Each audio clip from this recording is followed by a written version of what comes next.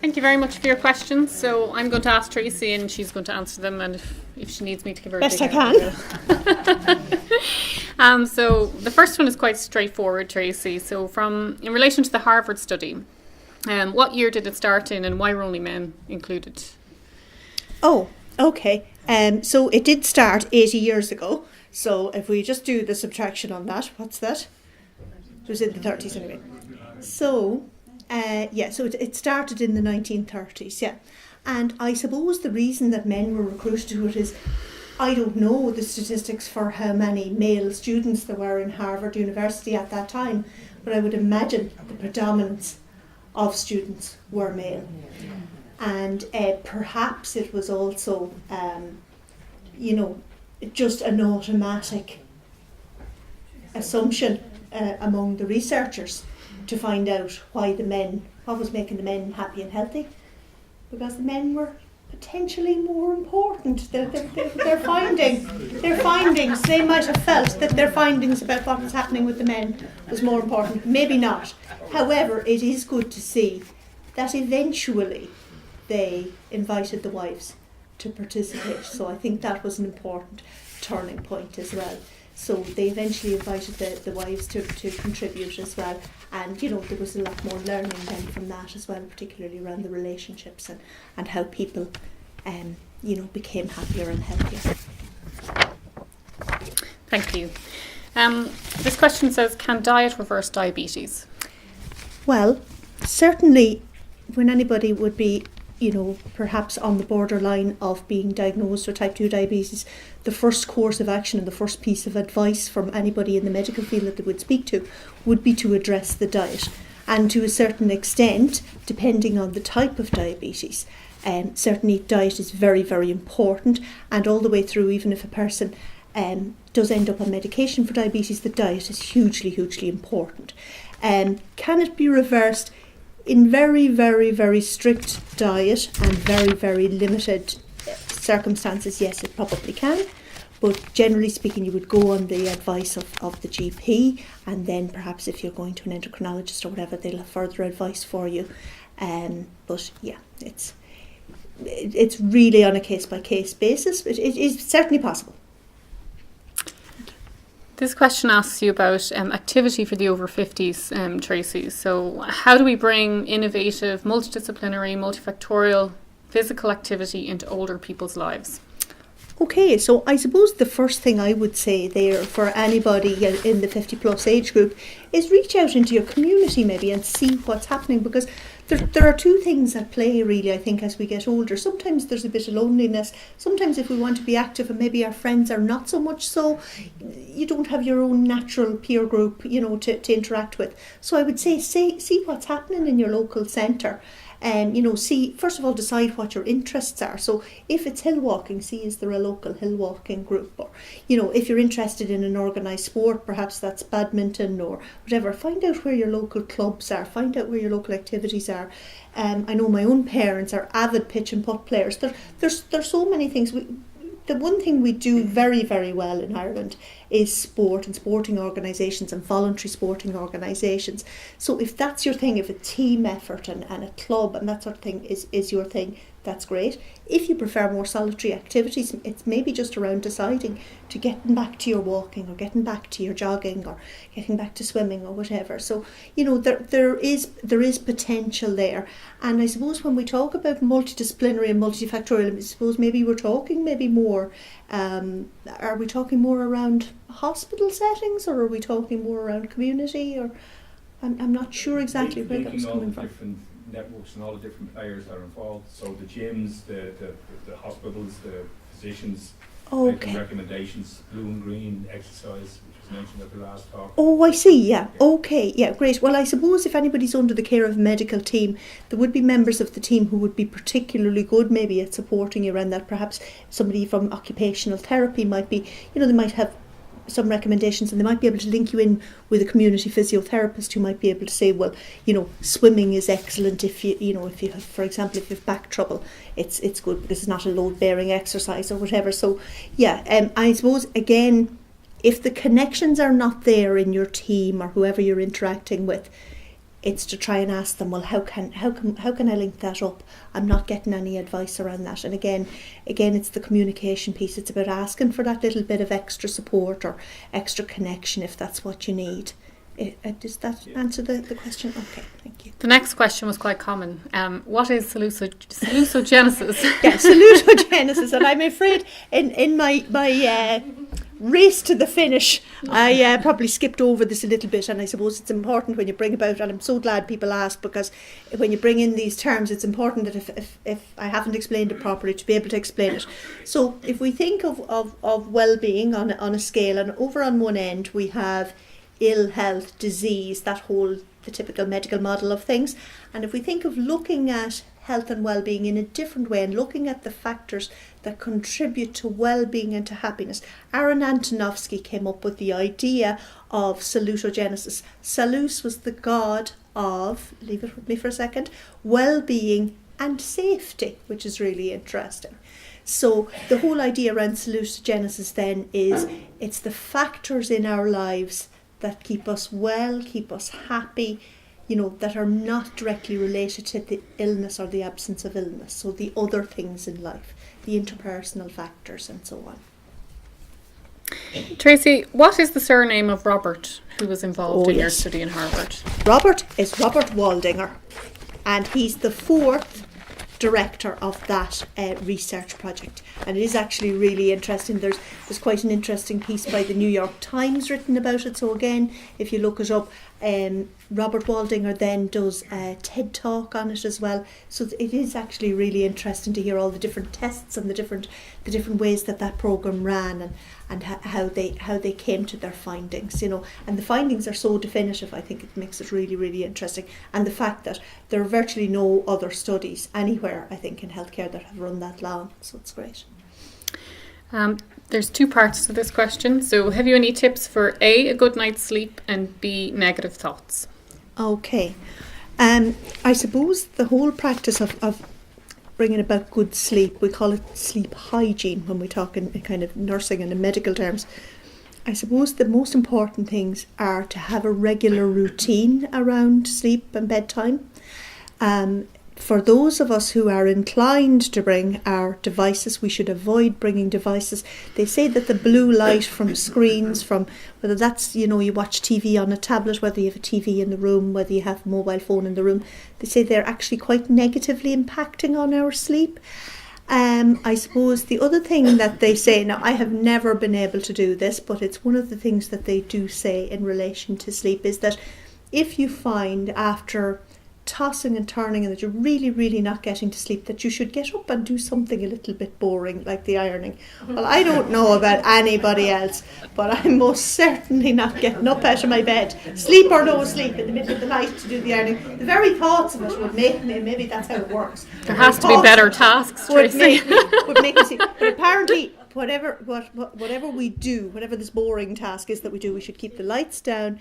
We shouldn't bring it, our bodies and our brains are very reactive to light. If we turn on artificial light, our brain thinks it's the morning, it can't really differentiate, and so our brain wakes up. So you should keep your lighting low, within the realms of safety, and not tripping over leads or anything, but keep your the hand lights low, and not turn on TV, not do anything that's too interesting or stimulating. I'm not going to say any more about that, but that we should keep things low key. Keep to the regular bedtime and get up the next day even if you're tired. If you've had a poor night's sleep, it's very easy to lie on and say, I had a bad night's sleep, I'll lie on till whatever, 11 or 12, and then you're into a pattern. So it's about maintaining the regular habits, and then naturally avoiding drinks essentially after 6 o'clock, but certainly your teas and coffee, something with caffeine, avoiding those after 6 o'clock, not going to bed too hungry or too full. They're really the typical ones. Again, you will get lots of different leaflets and different tips online and so on about sleep difficulties. I would say to anybody who is having persistent sleep difficulties, please seek advice, whether it's online or from a leaflet or from a book, or whether it's from your GP. Please seek advice about it, because sleep deprivation impacts so negatively on our mental health. It's quite incredible. We see all the time when people come into hospital, when they get some decent sleep, they really can have a marked, without any other intervention, they really can have a marked improvement in their mental health. So, that's not just for people with acute mental health difficulties, that's for all of us, I think. And the negative thoughts? The negative thoughts. We all have negative thoughts. I suppose first thing is to acknowledge that and to realise that at times we will all have negative thoughts. I suppose when we're talking about it, we're thinking more on the lines of where negative thoughts become regular and become problematic, and that we can't lift ourselves out of a circle of negative thoughts. That can be very difficult. Again, the advice is the same.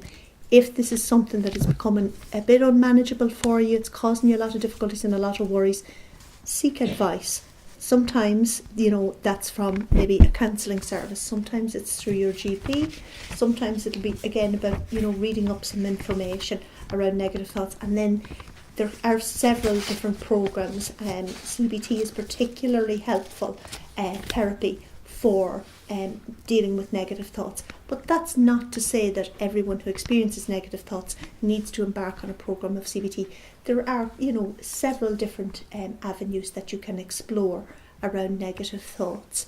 But, again, it's important to ask for that help and to realise it isn't uncommon, and not to be, upset or unduly embarrassed or anything about it, that this is something that people can go through at different times in life for lots of different reasons. So, just again, ask somebody, talk to somebody about it. And just in case you don't know, CBT is cognitive behavioural therapy. And there's some really good websites or resources available on the likes of YouTube. So mindfulness is something that's quite popular at the moment as well.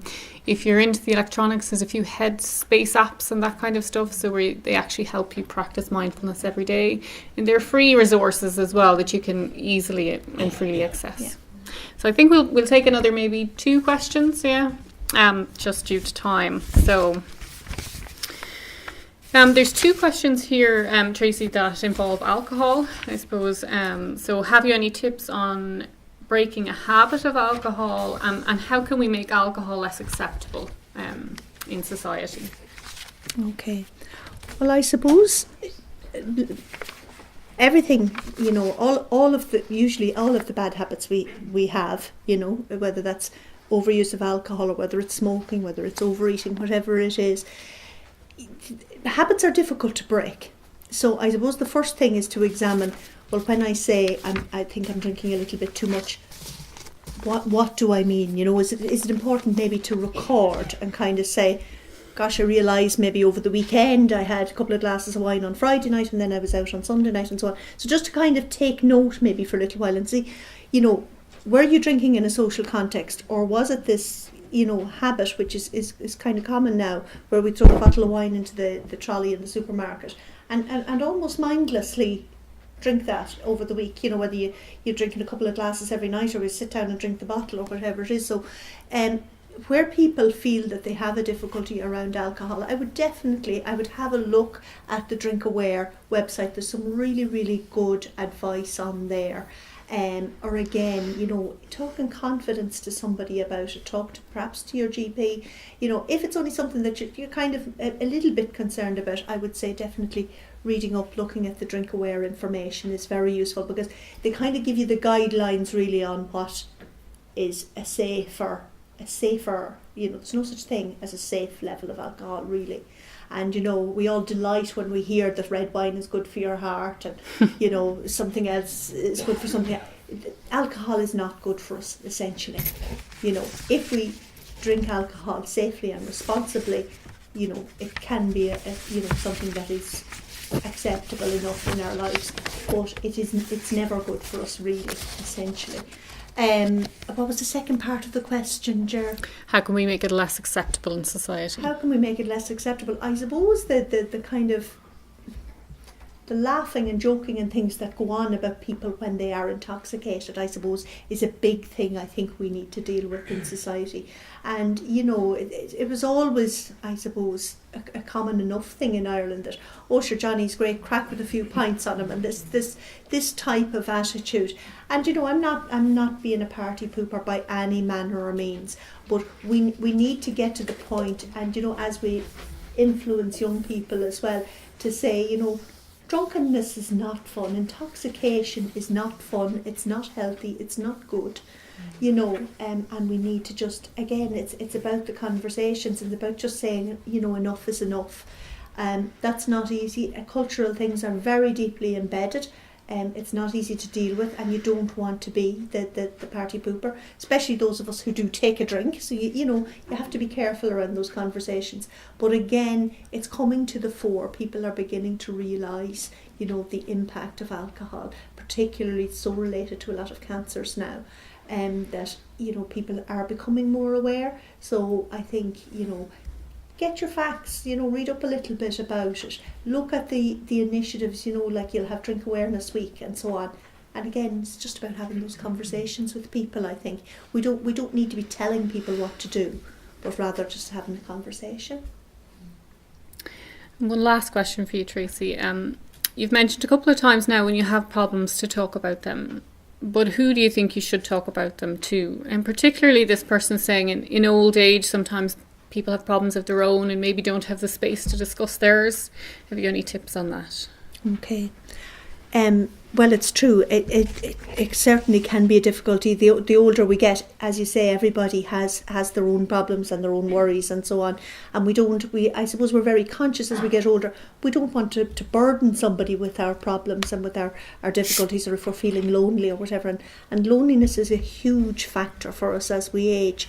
And I suppose if we were to look outside of then our immediate friends and family, you can look at the helplines. There are a number of different helplines available. You know, I mean, automatically springs to mind the Samaritans, but very often we think, well, you know, maybe that's not what I need. I'm just, you know, just feeling a little bit lonely. So there are other helplines available, and very often, I know certainly in our own community, there are helplines that operate maybe on sort of shortish hours, but on some daytime hours for older, but specifically for older people, and it's just really to link in around just being a little bit lonely or a little bit isolated.